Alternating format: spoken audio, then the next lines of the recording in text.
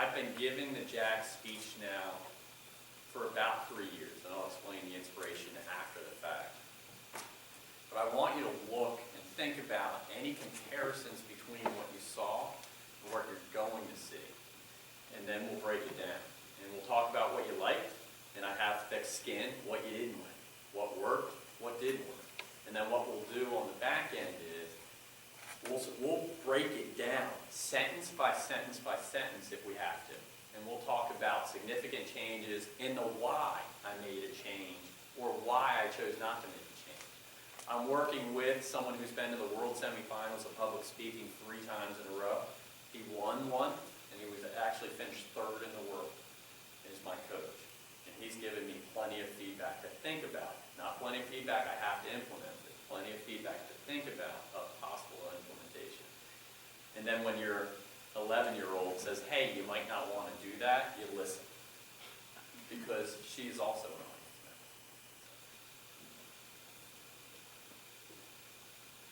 member. Are you living to die or dying?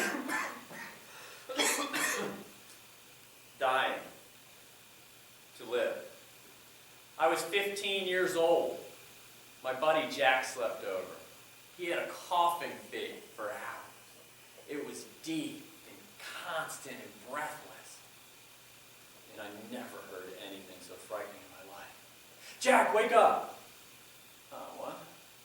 Oh, man. You don't wake a guy dreaming of beautiful twins.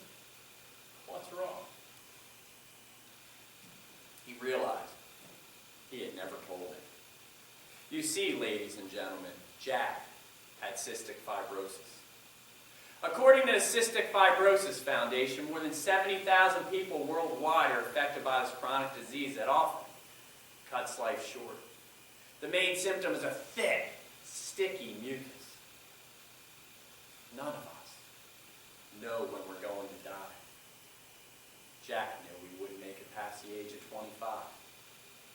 He saw the look on my face, a mixture of shock, pity, and helplessness. But he told me not to worry, because it's not about dying. It's about living. Jack was 4'11" with a 5-foot smile. He lived his life the way that we all should, like we are dying. I never saw him sad, angry, or remorseful. He carried the potential burden of an early death like it was a pocket full of change. He never knew it was there until he heard the jingling, or in his case, the coughing. Through high school, Jack was an active student with a zest for life, but unable to participate in sports. He took great joy in being behind the camera. He would often hand us candid shots of our playing and would simply say, live life. He also wasn't afraid of being on the other side of the camera, where he always jumped in front of yearbook pictures screaming, "Isn't life great?" He often introduced himself as Hank. No reason, except it was amusing. Jack went to Widener University because there was too much of life to live and learn. I went to see him his freshman year. We were stopped by a campus policeman as we were walking down the street for laughing too hard. He thought we were drunk, soon to be disorderly. That's not us. Still suspicious. He told me to never come back again. I told Jack I would die if my parents ever found out. He laughed. He said it's not about dying.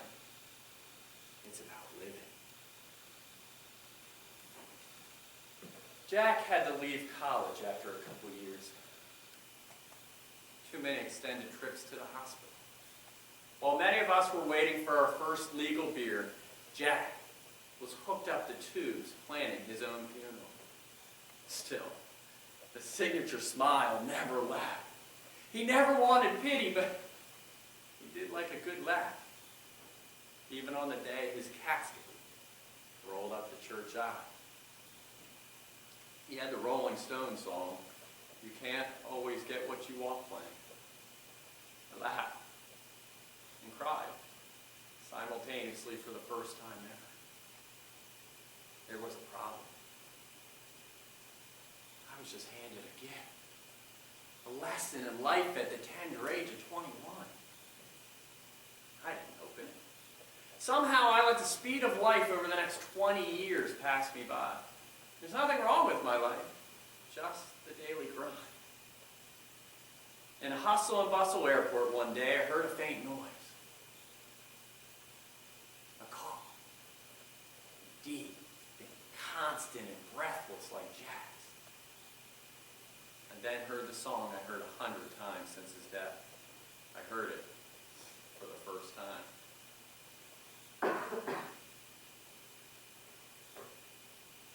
Flood of repressed memories came back. I grabbed the old yearbook when I got home. Dear Tom, many things have happened between us. You don't know how scared I was that we would never talk again. After I asked Jody to the prom, thanks for not getting mad. 4'11", and he always got the girl. I'm really glad we got to spend a lot of time together over the past couple years. Well, I will end this, not with goodbye or good luck, but with remember to live life. Jack.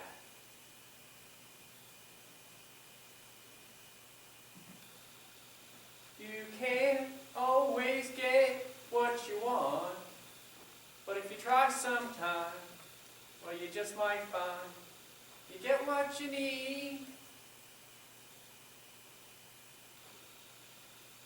I needed Jack. Even 20 years later. He lived his life to the fullest, and I had wasted time. But I opened that gift and began to live my life to the fullest. I taught myself the piano. I took up fly fishing, and although terrified of heights, went up in a hot air balloon. I even wrote a book about my own transformation. We all know that we are dying. But how many of us are truly living? I went to a takeout restaurant the other night. When they asked for my name, I said, Hank. Are you living to die? Or dying to live?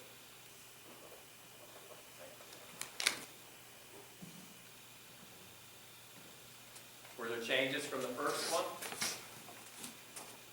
Do you remember the first one? So there's more excitement in the one or two different Okay. than the first one. It's just like better seeing it in person. Okay. Why is that? Because you can like feel it's more if you're there, or it's like the energy is more. Did I look at everyone? Yeah. Did you feel that our eyes connected at some point?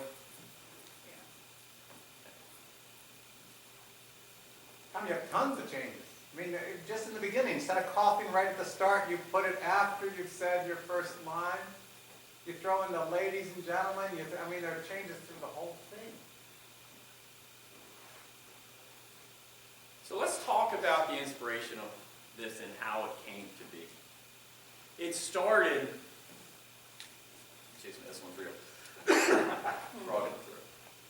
It started about 4 years ago when I wanted to write a humorous speech, and I said, hey, I should probably go back and check my yearbook. I'm sure there's some funny stuff that's in there from high school. And I really was in an airport. I really did hear that song, and I really did hear someone cough. And so I started to put it together, so I brought the yearbook out again. And I've known Jack for many, many years, and all of it is true. But I never realized the impact he had on me until I started writing the speech. And then I kept writing it, and it kept just flowing. Because I didn't realize the impact he had on me. Well, all of a sudden, now I'm writing about him, now I'm thinking about him, and now in reality he's having it, and he's influeing. And I couldn't figure out where it was all coming from. It was coming coming from because I was coming to this realization while I was writing the speech. And over time, this thing has just morphed over and over. I mean, it's been rewritten 100 times, and that may not be an exaggeration. It's a 7-minute speech. It has 850 words in it. I do about 120 to 125 words a minute. It was a little long. I had to cut it down. I got it too short. I had to make it a little bit longer. And then you start talking about, well, what gestures do you want to use? Where do you want to be on stage? When I wrote the original speech, I wrote a story. I wrote a story about Jack, and at any point stop me and ask me questions or make any comments. But I wrote the speech, and they said, that's great. What's your message? I wrote the speech before I had a message. The message was I transformed, and I all of a sudden realized this impact he was having on me. And they said, great, you're making the assumption, or you're making the audience assume that they know what your message is. Or you're making the audience guess what your message is. Why?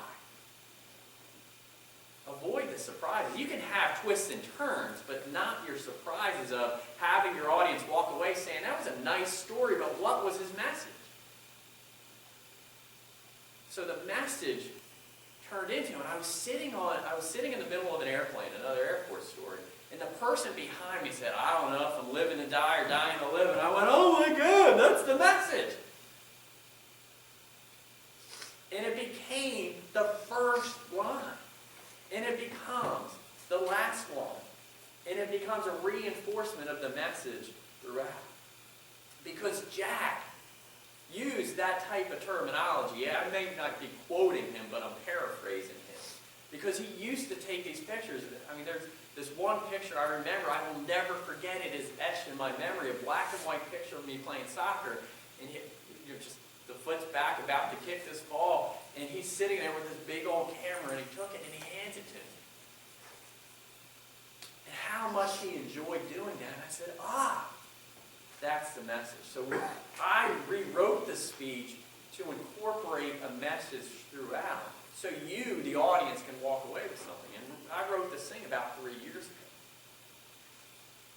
So it became important as I did it more and more that there was a speech, because it was about me. The story remains about me, but the message now becomes about you. A little interesting side note about this speech is that last year, a couple days before Christmas, on Facebook, I got this note from Jack's sister. I haven't talked to Jack's sister since his funeral. And she writes on there, this is the 23rd anniversary of Jack's death. And we all think of him, he was an inspiration to all of us. And I fought my response forever, because I haven't talked to her since the funeral. We're just friends on Facebook. And finally I said, you know what, I'm going to do it. I said, I've been sending his message to the masses through a Toastmasters speech I wrote.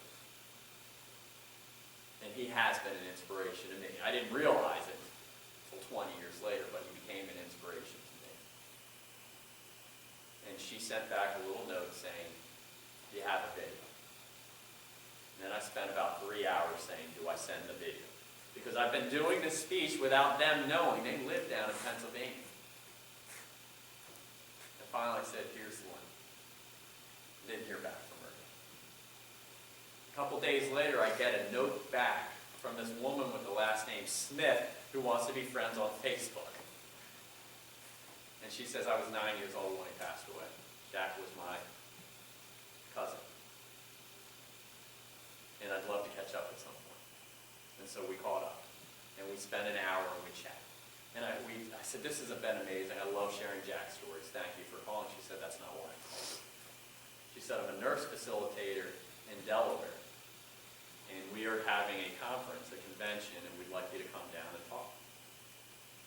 I don't care what you do for the act. Just give your 7-minute Jack speech. 53 minutes, you do the rest, whatever you want to do.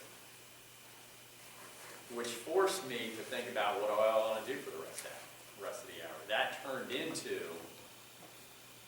turning the introduction of my first book into a speech called Transformation Time, Transformation Tom. That turned into one of my biggest paydays as a speaker. because of this message. And when she sent that message to me on Facebook, she said, oh, by the way, your video has gone viral through family, friends, and colleagues. I showed it to my boss.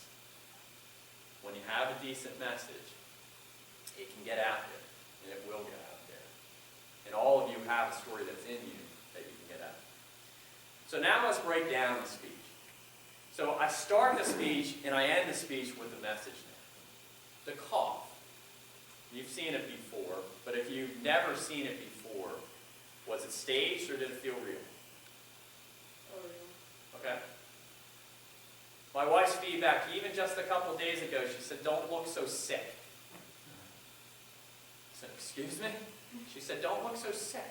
Because if I'm coughing like I'm sick and I have this cold, she said, all of a sudden I reel it back to you as being sick and having nothing to do with the speech. You disconnect it from the speech when you look sick. Make it as a surprise. You caught my attention, you're coughing, and that's the intention, is to get your attention, to engage the audience as an introduction to bring it back in. And then you say, okay, now get it into, and Jack had a coughing fit for hours. It was deep and constant, and I never heard anything so frightening in my life. So now I'm hoping I have your attention.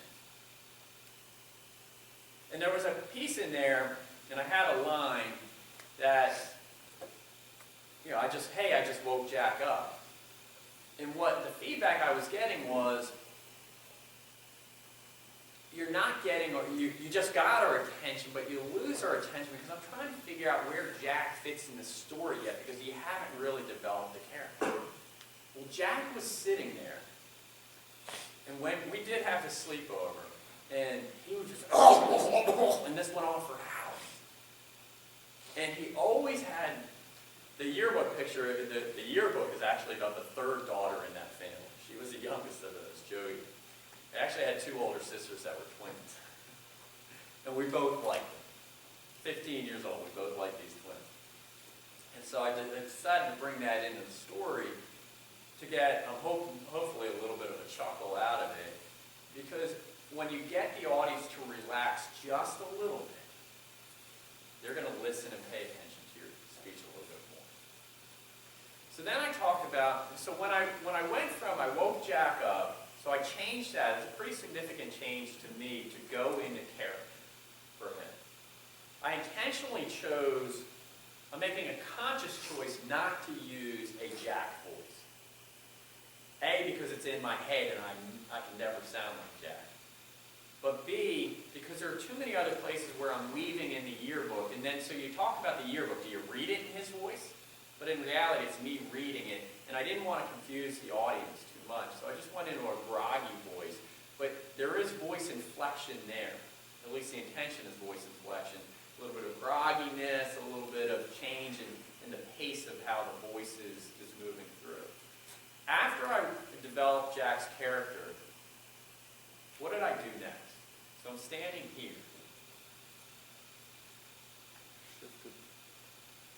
So I came up here and said, ladies and gentlemen. And I never heard anything so frightening in my life. Jack, wake up. Oh. And then I realized, so I stepped forward and said, Jack had never told me. The step forward pulls me out of character and puts me into talking to the audience. And so now I'm talking to you as Tom again. And you have to break that connection somewhere to make it clear in your head where it was. And then I say, ladies and gentlemen. Or I say, you see, ladies and gentlemen. But what's interesting is here's some very finite feedback that was given to me. Is I would say, okay, didn't know about it. Ladies and gentlemen. What do you think of in that tone, how I just said that? Ladies and gentlemen. Okay, it's positive, but you're almost waiting for a three-ring circus. And so I had it is, I say ladies and gentlemen because I give this enough places that it's not Toastmasters, but at Toastmasters competition time, I'm going to have to say contest chair. And so it's a lot easier to know where I'm going to put it. Contest chair, ladies and gentlemen. But my coach said, you shock them. Because you have this range when it comes to your voice. And you want to hit the range as much as you can. But your movement from here to here can't be off a cliff.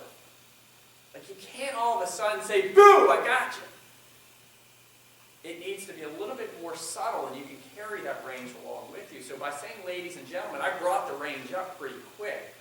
Is, hey, I'm talking to you about, hey, this guy's falling asleep, he's got cystic fibrosis, and I go, bam, ladies and gentlemen. So it seems very subtle, but by saying, you see, ladies and gentlemen, it actually tones me down. You see, ladies and gentlemen, and in my previous versions of this, over the early years, is I would get very animated because I'm thinking in terms of this is supposed to be a chronic disease that doesn't have a cure.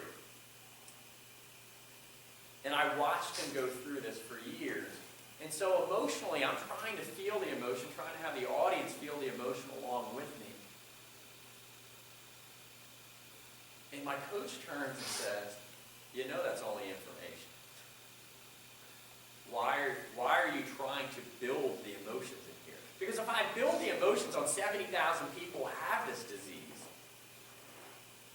where else can I go for emotion? I have to pull it up that much higher. And I'm creating a mess for myself later on as I'm trying to create more emotion. Because now I've got to take it from this, I just made this 70,000 people have an emotional point and brought it up here. So I toned it down, and the intent was to tone it down into an informational purposes only. I'm setting the stage for you of what this character, Jack, had. 4'11" with a 5-foot smile. You remember that line? He was 4'11", and he truly did have a 5-foot smile. But that's the line most people have commented back to me and saying is the most memorable line in the speech. And it's interesting because it's the one that became so natural to write. Last year, 2 years ago in a competition, I used this speech. Very inexperienced when I was giving it. 2 years ago. And I had these two pictures. I had a picture of Jack, his high school portrait. And over here, I had a picture of him where he really did jump in front of the yearbook picture doing this. And a bunch of us holding him up. And I had them both with the back of the picture to you until it got to that point in the story, and then I flipped it. Props. They're your friend, and they can't be your enemy. Let's talk about the difference of props. What do you need props to do to add value? What do you want your props to do for you in a speech? Why are they there? Why do you bring them out? To show something. Okay, to show something. To make it memorable. To make something clearer sometimes. To clarify, to make it tie into the speech. To make it relate, to make it connect that much more to you. So I have two pictures over here. Now let's go back to the speech you just saw. There were no pictures. What is the phrase you always hear when it comes to books and movies? Okay.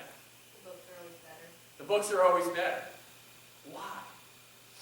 Imagination. Because you get to picture Jack the way you want Jack pictured.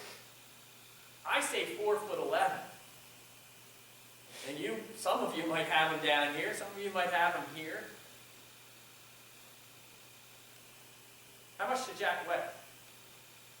Was he plump? Was he skinny? Doesn't matter to the story. Doesn't matter. So you have to be careful of the useless facts you put out there. You want to describe them enough to give an imagination. Well, I have this blank picture here of Jack. This white picture. It's just a blank. And then I say 4'11" with a 5-foot smile, and I turn it. In the competition, I nicked my I stand with the corner. It wobbled just a little bit. That's why I didn't place it. One of the many reasons why I didn't place it. But props can also get in your way. It also takes away from the imagination of the audience. Because as soon as I turn that, you have this vision of Jack in your head and I ruined it. Good or bad, I just changed the picture you had in your mind. And you also have to realize it's about 2 minutes into the speech before I get to 4'11", 5 foot. Smile. So for 2 minutes, you're staring at two pictures that have this white background. And you're wondering for 2 minutes, I wonder what he's going to do with this. I wonder what they are. And if I'm doing I'm not paying attention to me, the speaker. So if I'm not paying attention, I might be losing my audience and not relating. So I can still paint the picture for you. So I come over and say 4'11" with a 5 foot smile. I'm going to do this for you for just a second, and we're going to do a little comparison.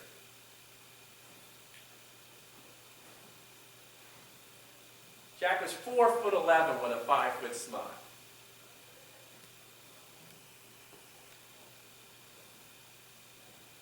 Jack was 4'11" with a 5 foot smile.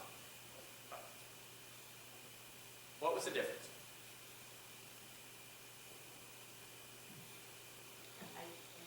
Okay, the height could have been a little bit different. Okay. So one of the pieces of feedback I got, and I agree with, was my movements of the speech have changed very significantly. And there were probably, and this is where it really made sense for my coach, who said, map out your speech path. And I had a PowerPoint presentation, and I was numbering the moves. And it went here, here, here, here, here, here, here, and all of a sudden, I realized it was this. And my path was all over the place. In my head, my path was, I was doing the triangle. And so I would continue to flow the speech this way, and it was okay. But what was happening is that people need to remember your story. And one way for people to remember your story is to anchor it. When you remember and you walk out of here today, and you're going to remember the line, I hope you remember the line, 4'11" with a 5 foot smile. Where was I on stage when I said it? I was on the right side of the stage. And so this right side of the stage became what? What did I do at the end with my hand? Are you living to die? And what did I do with it? Are you living to die or dying to live? What was this side of the stage representing? Jack being alive. Jack being a clown. Jack being alive. Jack just being silly. Jack being Jack. And where it was really cemented for me is at this nurses convention that was there. In the audience was Jack's mom, Jack's sister, Jack's cousin, Jack's aunt. And we went through a bunch of pictures after the event. And one of them was just like every other one that he had, was this. And it anchors the story in my head of who Jack is, jumping in front of yearbook pictures doing this. And so this side of the stage becomes his life. But what's interesting is, as I went over to this side in his life, there's a messaging, and now we're back to the emotion again. The emotion of his life and death. What's the message of the speech? What's that? Live life. Live life. Are you living to die or dying to live? You can only choose one side of that emotion, living to die or dying to live. Where do you want the audience to feel the emotion? Do you want him to feel Jack's death? Or do you want the audience to feel Jack's life? Which one would you want to see? Jack's life. I had it backwards. Not in my head, but I had it backwards in my tone. I had it backwards in my gestures. I had it backwards in my emotional connection with the audience. Jack had a problem. I was just handed a gift. And so my early version of it was just handed a gift. A lesson of life at the tender age of 21. I didn't open it. Somehow I let the speed of life over the next 20 years pass me by. I didn't open it. Somehow I let the speed of life over the next 20 years pass me by. I was up here again. Emotional. Laughed. Cried simultaneously for the first time ever. That's about where it should be now. But before, and it does. I mean, I remember when that song was played at a college party. We were having a couple drinks, and it was within a year of his death. Bam! It hit me. I was like, ah! I still get that feeling when I hear the song. I get that feeling when I sing the song, so I know it touches me. And I wanted it to touch you guys. But early versions of it, I would laugh and cry simultaneously for the first time ever. When he played it at the funeral, I remember it to this day. That feeling I had. And I wanted to share that feeling with you. But the feedback I was getting was, you're sharing the wrong side of Jack. You're bringing me down, dude. Talk about it. Feel the emotion. Let it see him in your eyes. It doesn't all have to come out in this burst of emotion, but have it come out in subtle emotion. And it was very difficult for me because I'm somewhat stoic in how I am in my normal me. My non-stage me is... And so I was trying to build up this emotion because I wanted to use my emotions to my advantage, but I was building them up too much. Because when I finally did come back to Jack's life again, I was like, yeah. So then I come back to, you can't always get what you want. And that's how I ended the speech. I would end it with, you can't always, singing it, you can't always get what you want, and then talk about a couple things before going into the end. And my coach says, yeah, you look depressed when you sing it. And I said, well, it is somewhat sad because I feel it. I know what he's talking about. I want the audience to feel that. And he said, yeah, but you never bring the audience back up again. And you want the audience to go on this roller coaster with you. You want them to come down and feel the emotions of the death because they should feel that. You guys should feel that as an audience. But you should also be brought up and walk away saying, I've got to live life. But I left you with, you can't always get what you want. And then I said a couple of things at the end, and off we go. And I never brought you back up. I ran out of time in the speech to bring me back up here. We took the song, and we put it here. And after the song, what did I say? I opened that gift. I began to live my life to the fullest. Now remember that range thing again. We don't want to get too high and too low. Well, my other versions of it, I'll give you the version. I began to live my life to the fullest. I taught myself the piano. I took up fly fishing, although terrified of heights, went up in a hot air balloon. I got you up here. Got you too high. And so I toned it down just enough. So I'm hoping you see the realization, because that's really what it becomes, is this realization. After I finished singing, you can't always get what you want. Did anyone pick up what I did before I said I opened the gift? You took a long pause. Okay. So, not talking can get you as much as the actual speech itself. And that pause was a look down. And what was that supposed to symbolize?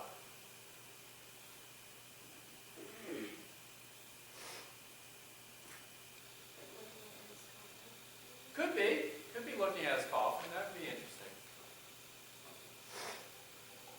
It actually is my self-reflection. This is my moment, my aha moment of Jack lived life to the fullest, and I had wasted time. And remember, I was writing this speech as this thing was coming about, and I was going through this transformation as I was writing. This is my self-reflection. This is me writing the speech.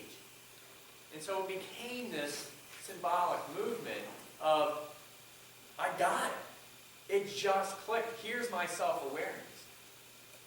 And so as I'm talking about this, where did I move on stage? So I went from a song to learning to live my life to the fullest. And then I talked about what? You remember? Well, you got a step forward and you talked about, we all have, you connected with the audience at that point. So one way to bring it back to the audience and take it away from me is to ask you a reflective question.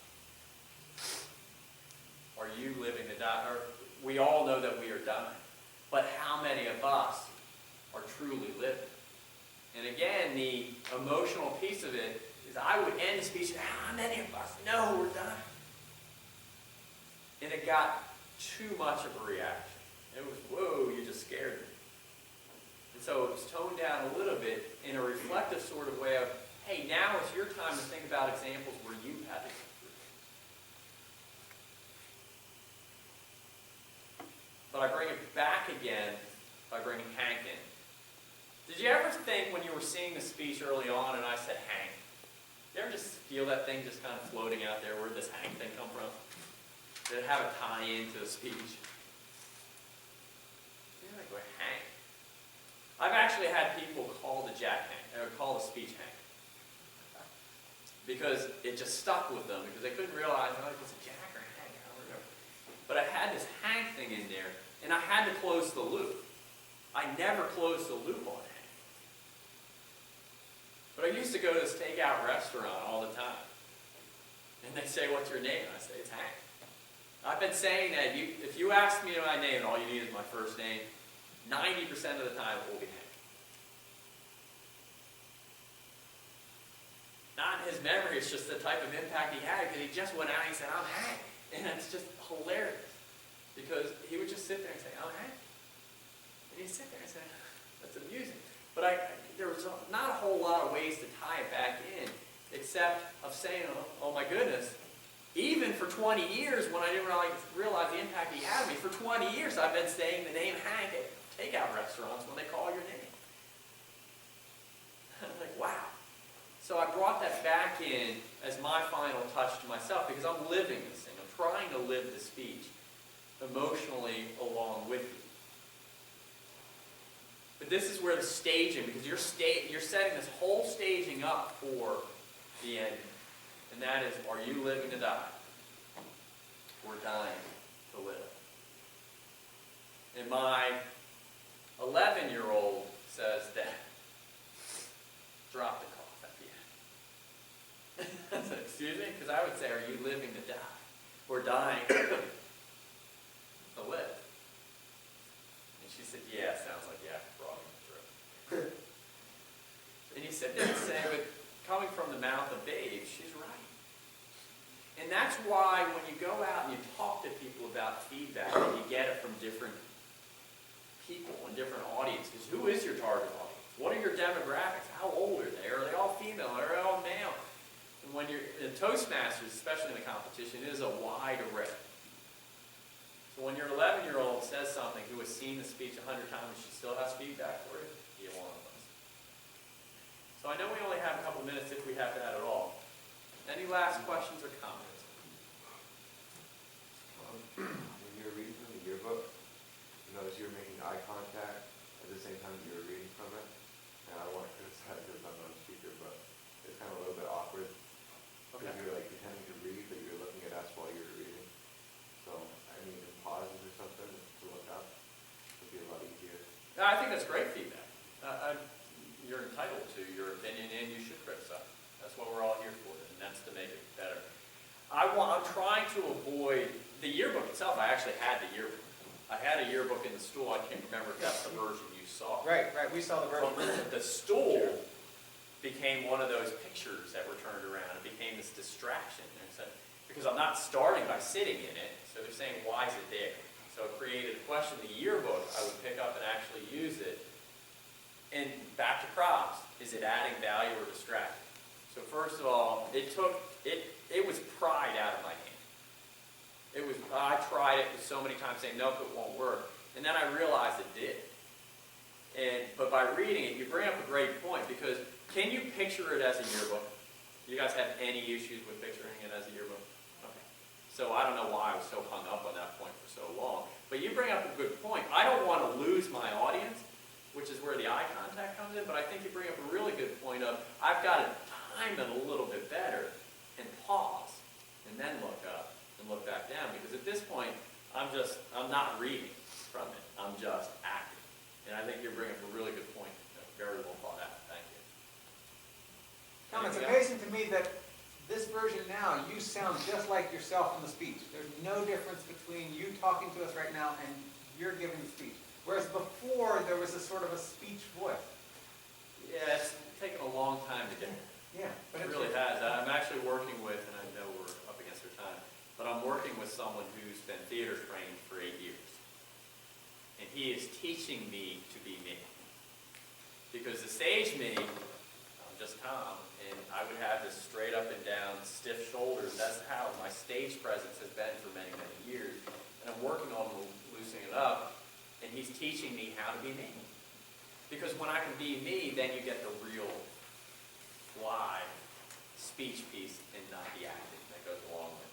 So I thank you for your feedback. I thank you for your questions.